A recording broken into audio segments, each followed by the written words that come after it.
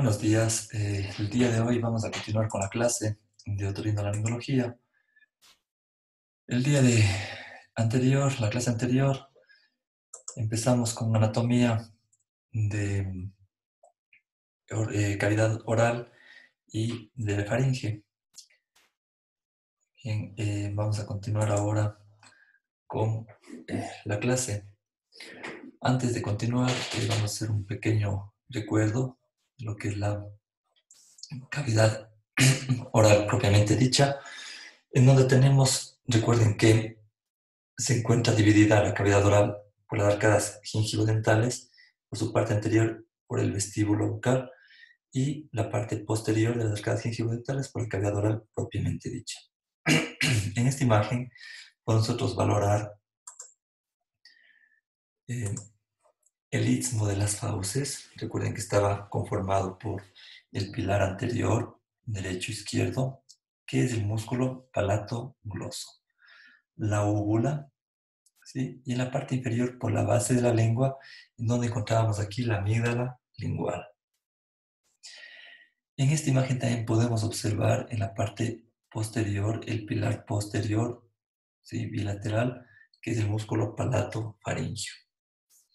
Y entre el pilar anterior y pilar posterior se encontraban las famosas amígdalas palatinas.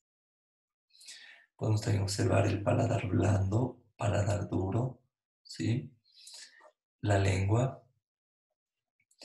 En la imagen derecha lo mismo, tenemos el pilar anterior, pilar posterior, amígdalas palatinas, pilar anterior, parte del pilar posterior, no todo, la amígdala palatina que le cubre, ¿no es cierto?, la úvula en la parte media y en la parte inferior, la base de la lengua estaría en la parte posterior, la amígdala lingual.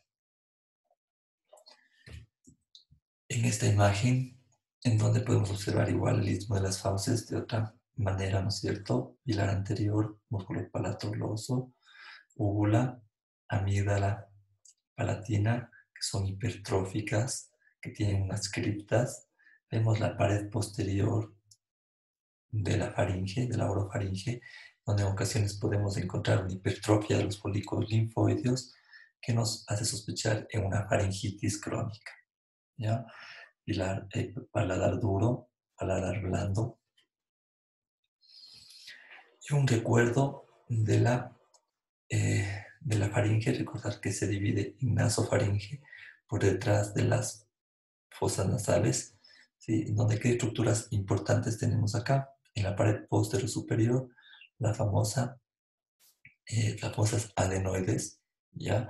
En la pared lateral encontrábamos el orificio de la trompa de Eustaquio, en donde encontramos aquí el torus tubárico, ¿sí? Y la falsita de Rosenmuller más posterior. Y aquí vamos a encontrar también la amígdala tubárica. En la orofaringe ya habíamos hablado del pilar anterior, pilar posterior y amígdala palatina, ¿sí? Muy importante. También en la pared anterior de la nasofaringe vamos a encontrar la amígdala lingual, ¿sí?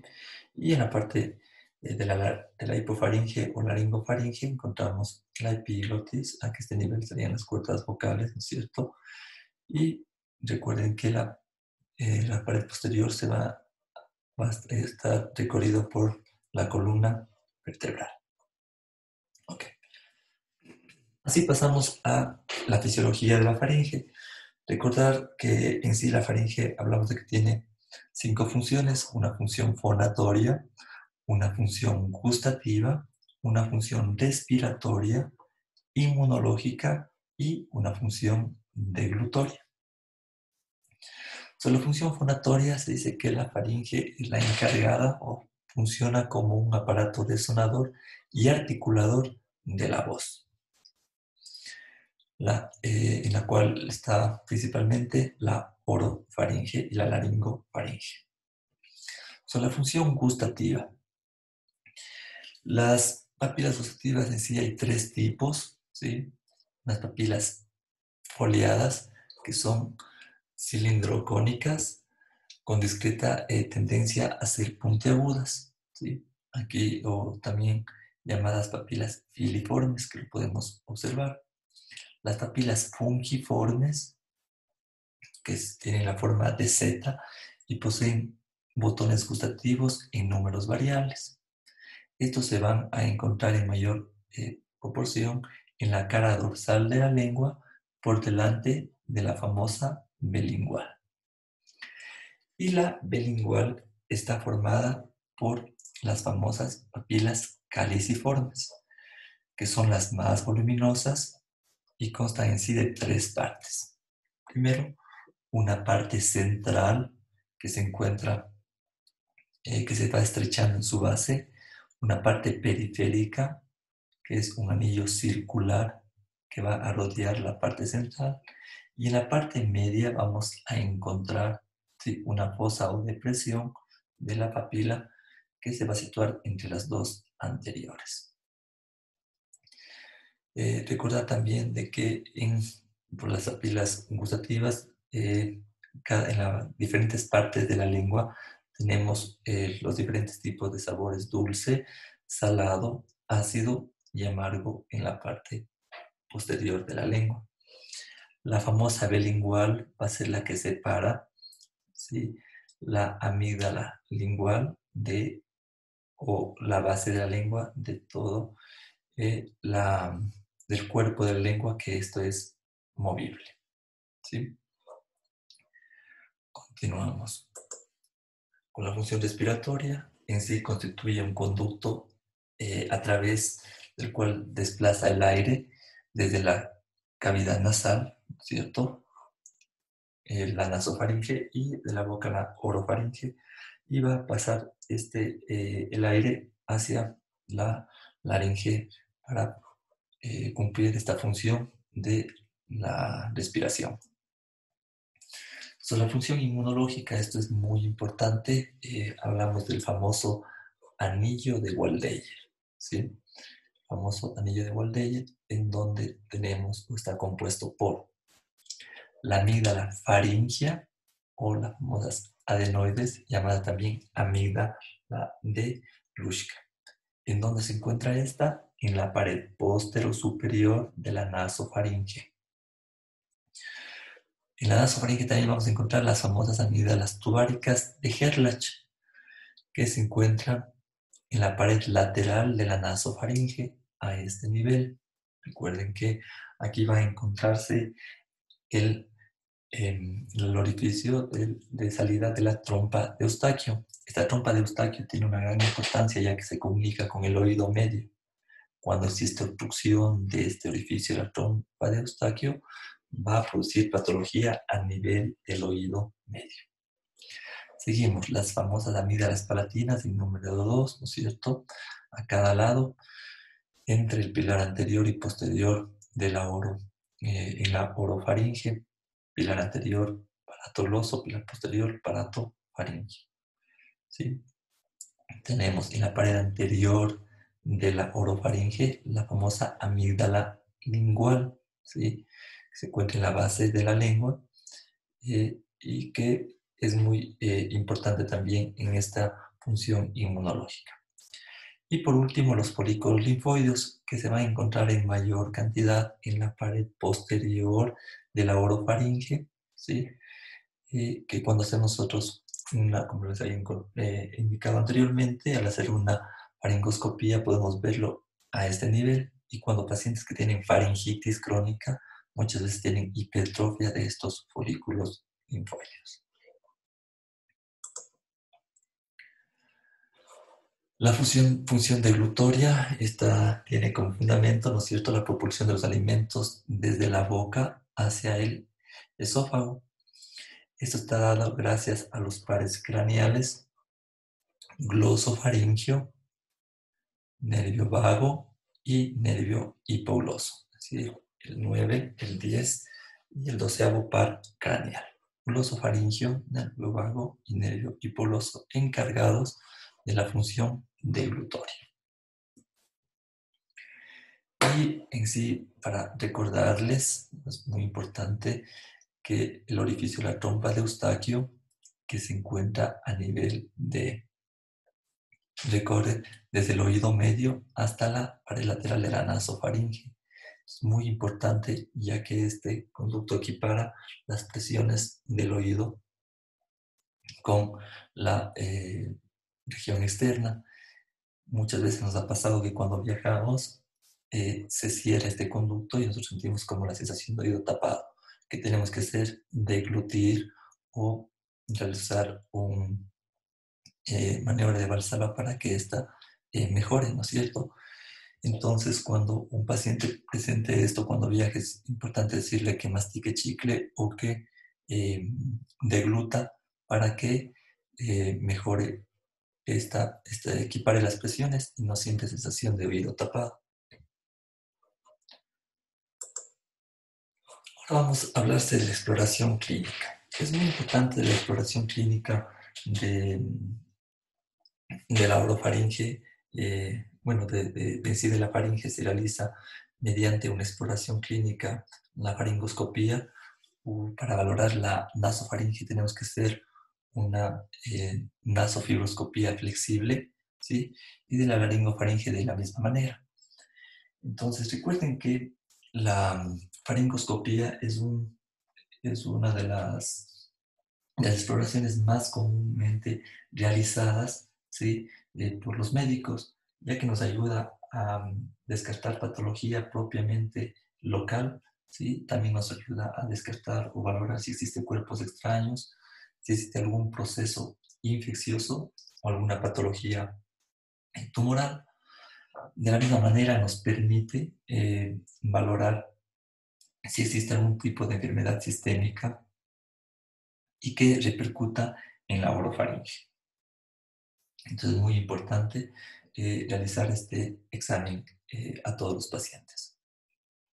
Entonces, ¿qué es lo que vamos a valorar en la exploración? Primero, valorar el movimiento de la lengua, ¿sí? Recordar de lo que habíamos hablado de la lengua anclada, si existe o no frenillo. Valorar si el paciente puede sacar la lengua, moverla, que toque contra el velo del paladar. Esto es muy importante para descartar patología a este nivel, ¿sí? Recuerden que existen niños que tienen problemas en el lenguaje y puede ser relacionado con una anquiloglosia y necesitan alguna intervención quirúrgica, una frenectomía, para mejorar este tipo de patología. Para hacer esta valoración vamos a necesitar una adecuada luz, si es posible una luz blanca para poderlo valorar. Se utiliza un bajalenguas.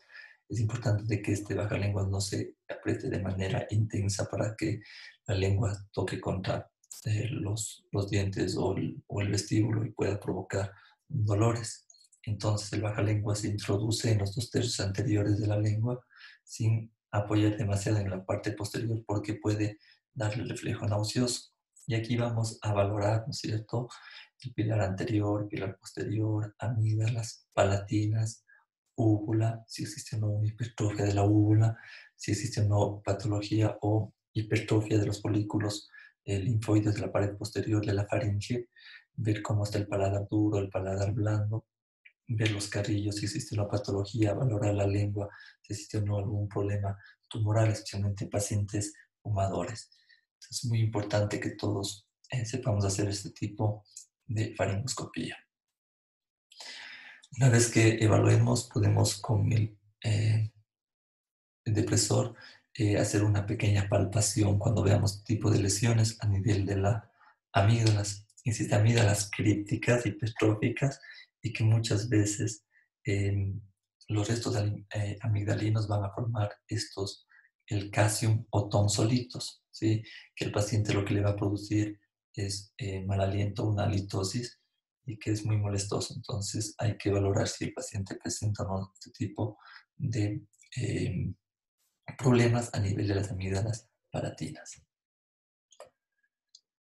Es muy importante la palpación del suelo de la boca, exploración digital de la lengua para descartar lesiones tumorales, y cuando sospechemos de alguna lesión tumoral es muy importante complementar con una resonancia magnética. Y eso se complementa también con una palpación a nivel cervical para descartar una adenopatías o presencia de ganglios a nivel cervical o a nivel submandibular. Y vamos ahora con la endoscopía nasal flexible. Como dije, esto es muy importante. Utilicemos el nasofibroscopio flexible. Tal vez ustedes no lo realicen, pero cuando necesiten hacer una exploración a nivel de la rinofaringe, necesitamos hacer este examen que también nos va a ayudar para valorar lo que es la laringofaringe. Entonces, el nasofibroscopio flexible va a ingresar a través de la fosa nasal por el meato inferior, donde vamos a valorar el cornete inferior. Muchas veces valoramos también el cornete medio, a ver si existe patología a este nivel. Vamos a valorar el septo nasal, que eso ya lo vamos a ver en rinología.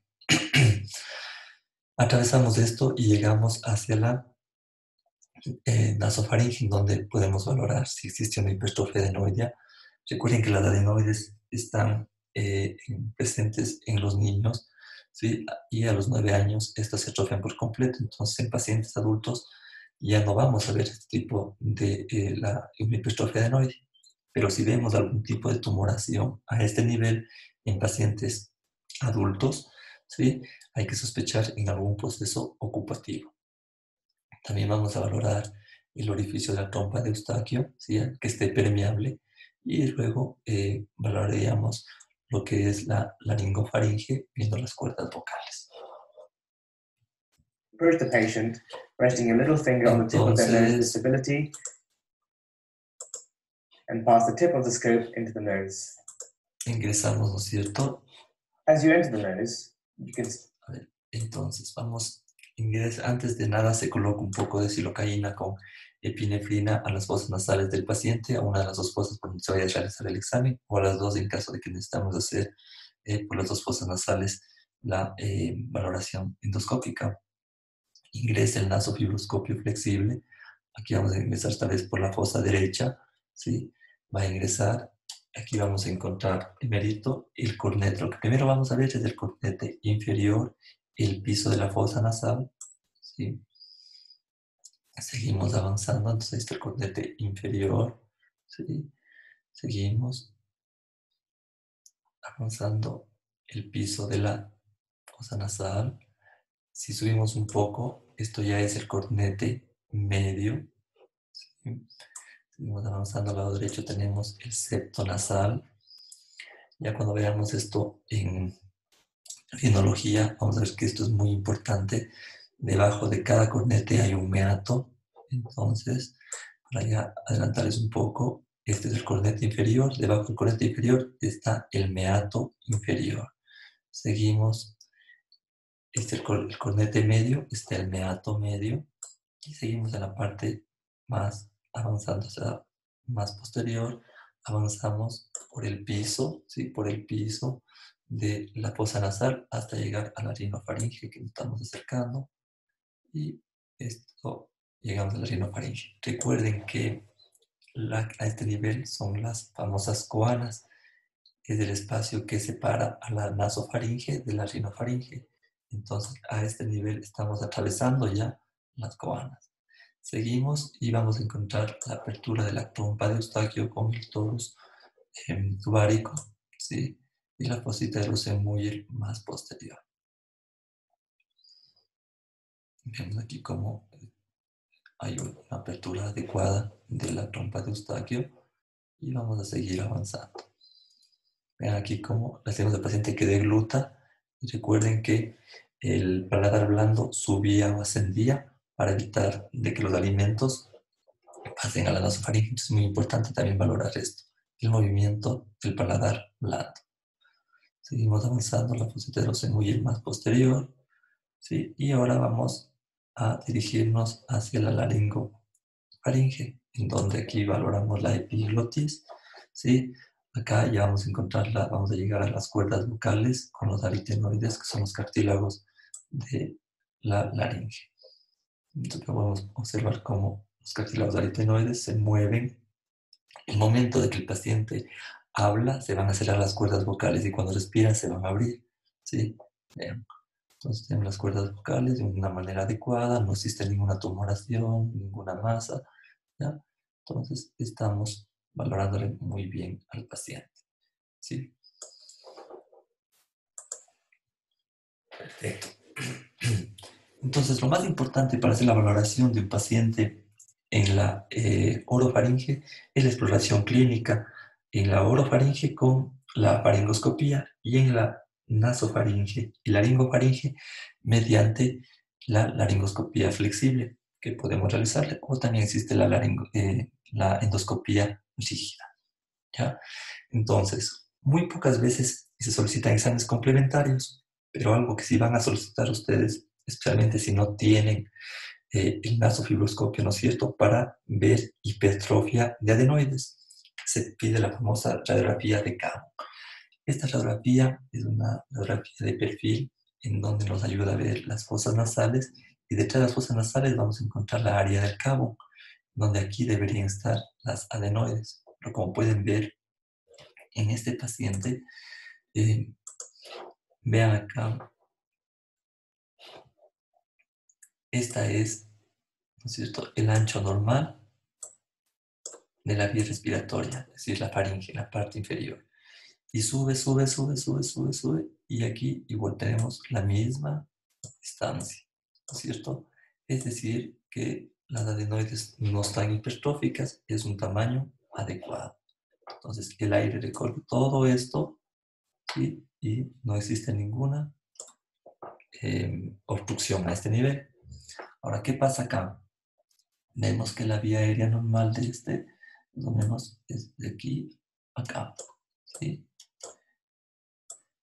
Si valoramos, vamos subiendo, vamos subiendo, vamos subiendo, vemos que aquí hay una estrechez.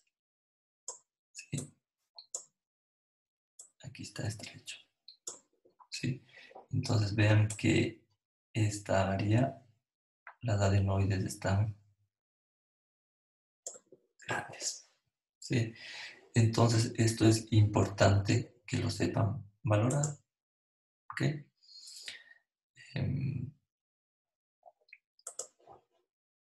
Perfecto. Y por último, cuando sospechamos de algún tipo de tumoración, se pide las famosas resonancias magnéticas.